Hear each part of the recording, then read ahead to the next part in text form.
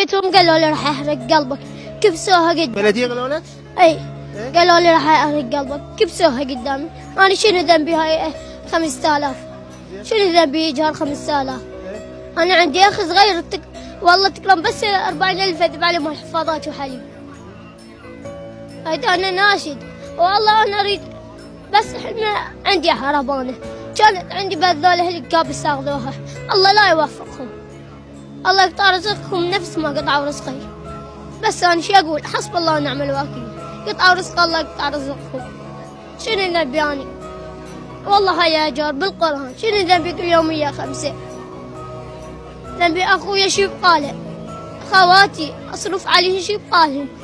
مصرف للبيت والله بس اني. مشاهدينا الآن ينضم إلينا من بغداد الطفل الذي تعرض للاعتداء من قبل بلدية أمانة بغداد، الطفل نور الدين. أرحب بك نور.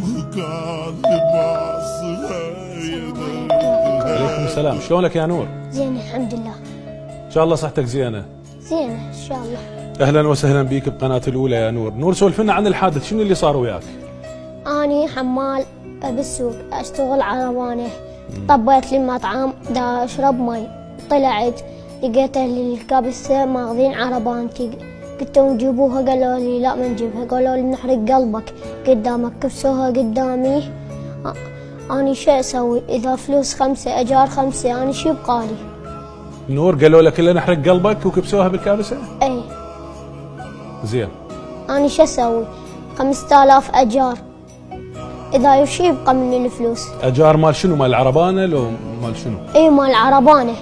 5000 دينار باليوم؟ إي والله، ويا من باقت العربانة همين كانت أجار، همين دفعت 50,000. أنا شنو ذنبي؟ خوات عندي 4 وأخويا صغير والله بس 40,000 أذب عليه، تكرم مال حفاضات وحليب. أبوك وين نور؟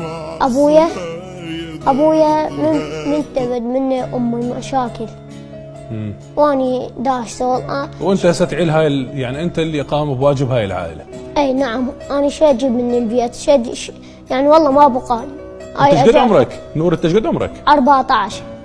عمرك 14 سنه، انت تارك المدرسه حاليا؟ اي تارك من ورا الشغل حتى تعيل اهلك، حتى تساعدهم على المعيشه. ايوه.